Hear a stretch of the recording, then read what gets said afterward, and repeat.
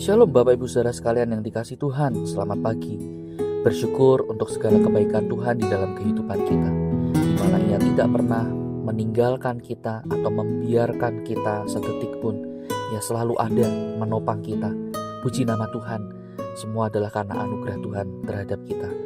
Saudara, mari pada pagi ini, sebelum kita melakukan aktivitas kita atau melanjutkan aktivitas kita, kita datang untuk merenungkan sabda kebenaran firman Tuhan. Namun sebelumnya saya ingin ajak kita untuk satukan hati. Mari kita berdoa. Bapa, kami mengucap syukur untuk segala kasih dan berkat-Mu di dalam kehidupan kami.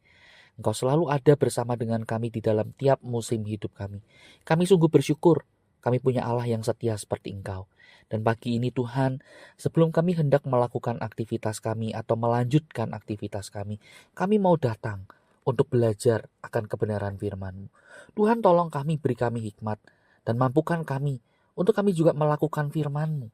Dan kami mau serahkan diri kami waktu ini di dalam nama Tuhan Yesus. Amin. Saudara sekalian, pada pagi ini saya ingin mengajak kita memperhatikan satu bagian firman Tuhan yang terambil dari Injil Matius pasal yang ke-28 ayat yang ke-19 dan 20. Demikian firman Tuhan. Karena itu pergilah, jadikanlah semua bangsa muridku dan baptislah mereka dalam nama Bapa dan Anak dan Roh Kudus. Dan ajarlah mereka melakukan segala sesuatu yang kuperintahkan kepadamu. Dan ketahuilah, aku menyertai kamu selamanya sampai akhir zaman. Sampai di sini kita membaca firman Tuhan. Nah, saudara sekalian yang kasih Tuhan, bagian yang tadi sudah kita baca seringkali dikenal atau disebut sebagai amanat agung atau perintah agung. Jadi bagian ini merupakan satu perintah yang Tuhan berikan kepada murid-murid Kristus pada waktu itu dan kita pada masa kini. Perintah ini merupakan satu perintah yang besar karena berbicara tentang apa yang menjadi kehendak Allah, apa yang menjadi kehendak keinginan Tuhan yang Ia mau kita, anak-anaknya, lakukan, perjuangkan sampai akhir hidup kita.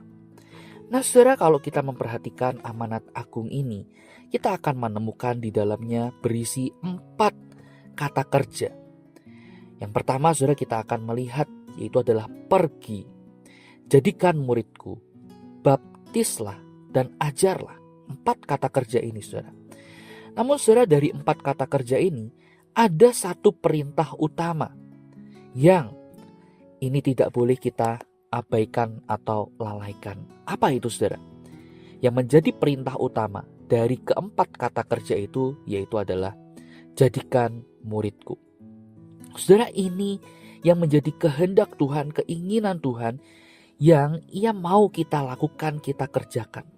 Menjadikan seseorang atau orang lain murid Kristus. Nah, saudara, bagian ini adalah bagian yang perlu kita garis bawahi. Nah, namun saudara, untuk kita bisa menjadikan seseorang menjadi murid Kristus, maka kita perlu memperhatikan bagian yang lain, yaitu 3 kata kerja yang lain. Yang pertama, saudara, pergi. Saudara, kata pergi ini mengandung sebuah makna bahwa dimanapun Tuhan tempatkan kita, dimanapun Tuhan taruh kita, saudara, itu menjadi satu ladang buat kita untuk kita pergi menjangkau jiwa-jiwa yang terhilang atau jiwa-jiwa yang belum mengenal Kristus. Saudara, kita tidak perlu berpikir rumit bagaimana kita harus pergi ke satu tempat yang jauh, satu tempat yang asing, yang bahkan saudara, kita pun belum pernah ke sana untuk mencari jiwa-jiwa yang terhilang. Saudara, mungkin ada orang yang punya panggilan seperti itu. Tetapi saudara, bagian ini mengingatkan kita sekali lagi, dimanapun Tuhan taruh kita, tempatkan kita, Tuhan mau kita memperhatikan orang-orang yang ada di sekitar kita. Dan Tuhan mau kita menjangkau mereka, untuk mereka diajar bagian yang berikutnya, yaitu apa, saudara? Membaptis dan mengajar mereka. Sebelum dibaptis, seseorang harus mengerti dan dengan sadar kenapa ia harus percaya kepada Yesus sebagai Tuhan dan Juru Selamatnya. Ia harus menyadari bagaimana dirinya adalah seorang yang berdosa, seorang yang tanpa harapan, seorang yang tidak mungkin bisa menyelamatkan diri dengan usaha atau hikmat dirinya sendiri, melainkan hanya melalui iman kepada Yesus. Itulah satu-satunya jalan yang dapat menyelamatkannya. Kita perlu menolong mereka untuk sampai kepada pemahaman yang demikian. Lalu setelah ia bertobat dan berkomitmen total untuk taat kepada Kristus, orang tersebut harus memberikan diri untuk dibaptis sebagai tanda percaya penyerahan total penuh kepada Kristus. Nah, saudara, selanjutnya setelah ia dibaptis, maka ia harus terus dibimbing, diajar untuk hidup taat, melakukan apa yang Tuhan kehendaki. Nah, saudara, proses ini, gambaran seperti ini, itulah yang dikerjakan di dalam proses pemuritan. Nah, saudara, kita sebagai gereja stadion juga melakukan bagian ini. Kita menyadari panggilan utama kita untuk melakukan amanat agung. Dan kita mau di dalam gerakan pemuritan ini. Proses ini berlangsung. Kita menjadikan seseorang murid Kristus. Namun sebelumnya kita terlebih dahulu menjadi murid Kristus. Kita pergi untuk menjangkau, kita mengajar, membaptiskan orang untuk mereka juga boleh dibawa percaya penuh kepada Kristus. Dan hidup melakukan apa yang menjadi kehendaknya. Saudara, proses pemuritan ini adalah proses yang tidak sederhana. Tetapi kita percaya, kalau kita mau dengan taat, dengan tekun melakukan hal ini, maka sebagaimana janji firman Tuhan mengatakan, segala kuasa akan diberikan kepada kita.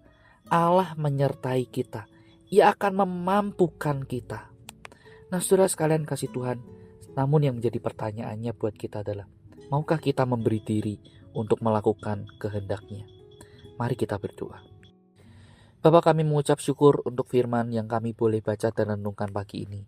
Bagian ini kembali boleh mengingatkan kami apa yang menjadi tugas penting yang harus kami lakukan, sebagaimana yang Tuhan kehendaki di dalam kehidupan kami, yaitu menjadikan semua bangsa murid Kristus.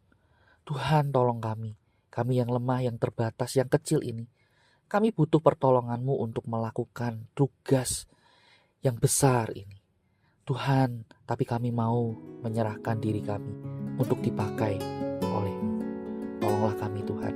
Kami menyerahkan diri kami, hidup kami sepenuhnya. Di dalam nama Tuhan Yesus kami berdoa.